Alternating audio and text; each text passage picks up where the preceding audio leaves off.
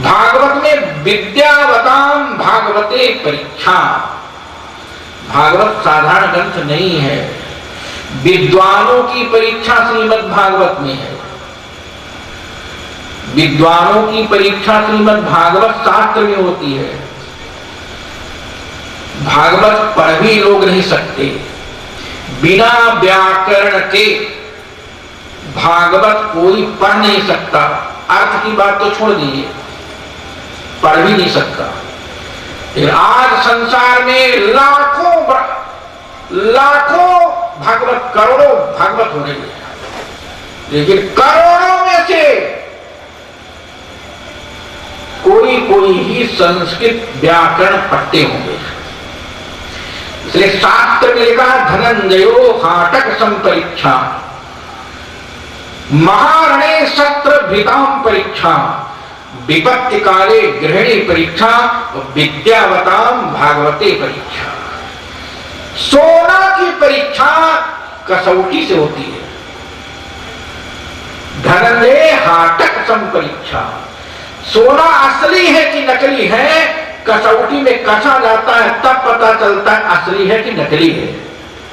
और महारणे शस्त्र भीताम परीक्षा, जहां युद्ध होता है, रण होता है, उसमें वीर की परीक्षा होती है। भागता है पीठ दिखा करके आगे जाता है। विपत्ति काले गृहिणी परीक्षा, जब आपत्ति होती है, जब पति धनहीन हो जाता है, दरिद्र हो जाता है, या रोगी होता है, दुखी होता है, पत्नी जब पति की सेवा में इतना सब कुछ होने के बाद लगी रहे, तब पत्नी की परीक्षा होती है। और विद्यावताम भागवते परीक्षा, विद्वानों की परीक्षा श्रीमद् भागवत में होती है। भागवत साधारण ग्रंथ नहीं है। इसीलिए श्रीधर स्वामी ने श्रीमद् भागवत की टीका लिखने से लिखा कि व्यासो वेत्ति सुको वेत्ति, राजा वेत्ति न वेत्ति वा, श्रीधर सकलम वेत्ति श्री नृसिंह प्रसादता।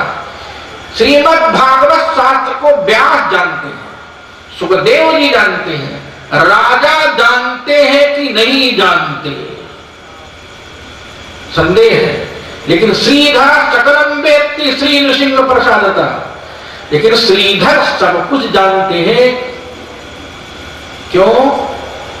नरसिंह भगवान की कृपा से। इसलिए श्रीधर स्वामी ने जब श्रीमद् भागवत की रचना प्रारंभ किया तो दो को प्रणाम किया, दो को, एक श्री राम को और दूसरे नरसिंह को।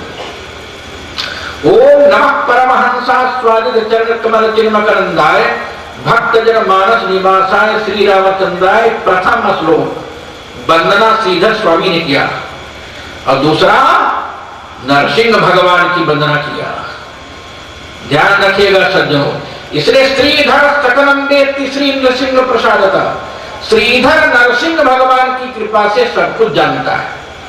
जब मैं श्रीमद् भागवत पूज्य कृपात्री जी महाराज के वृंदावन बिहारी भवन वाराणसी में पढ़ता था, दक्षिणामूर्ति संस्कृत विद्यालय का विद्यार्थी था, तो चातुर्मास में 4 महीने श्रीमद् भागवत कथा करते थे। मैंने पूज्य कृपात्री जी महाराज से पूछा इस श्लोक के बारे में, तो कृपात्री जी महाराज ने कहा, देखो बेटा, यह श्लोक हमारे समझ में नहीं आता। हमने पूछा क्यों? कहा इसमें लिखा व्यासो वेत्ति सुको वेत्ति राजा वेत्ति न वेत्ति वा, इसमें परिवर्तन करना चाहिए। हमने पूछा कैसे? कहा राजा वेत्ति सुको वेत्ति, व्यासो वेत्ति न वेत्ति वा, श्रीधर सकलम वेत्ति श्री नृसिंह प्रसादता। राजा जानता है और सुखदेव जी जानते हैं। व्यास जी जानते हैं कि नहीं जानते, विश्वास नहीं। हमने पूछा क्यों? कहा इसलिए कि सुखदेव से पहले व्यास जी आ गए थे। यदि व्यास जी भागवत को जानते तो सुखदेव से पहले भागवत की कथा व्यास जी ही शुरू कर देते। लेकिन व्यास जी ने भागवत की कथा से मुक्ति मिलेगी नहीं बताया, जब सुखदेव जी आए तब बताए कि भागवत की कथा से मुक्ति मिलेगी, तब सुखदेव जी ने भागवत की कथा प्रारंभ किया। इसका मतलब व्यास जी जैसे साग बेचने वाला, सब्जी बेचने वाला साग का गुण नहीं जानता, वैसे लिखने वाला क्या लिखा उसका गुण नहीं जानता, लेकिन पढ़ने वाला विद्यार्थी सब कुछ जानता है। एक कपत्र जी महाराज ने कहा था, ध्यान रखिएगा सज्जनों, इसलिए यह भागवत तत्व है जिसमें धर्म, अर्थ, काम और मोक्ष चारों का वर्णन किया गया है। और ये अपवर्ग प्रदान करता है। धर्मस्य ह्यापवर्गस्य नार्थोर्थायोपकल्पते, नार्थस्य धर्म एकांतस्य कामो लाभः स्मृतः। यह अपवर्ग देने वाला है। अपवर्ग माने यत्र पवर्गो नास्ति स अपवर्गः, जहां पा वर्ग नहीं होता। पा वर्ग माने पा, फा, बा, भा, मा। वर्ग होता है का वर्ग, खा वर्ग, गा वर्ग, का वर्ग, काखा गागा अंगा, चा वर्ग, चाचा जाजा या, और टा वर्ग, टाठा डाडा रा, ता वर्ग, ताता दादा ना। वैसे पा वर्ग, पा, फा, बा, भा, मा। जहां पर पा वर्ग नहीं होता उसका नाम अपवर्ग। भागवत की कथा अपवर्ग देती है। अपवर्ग माने मोक्ष।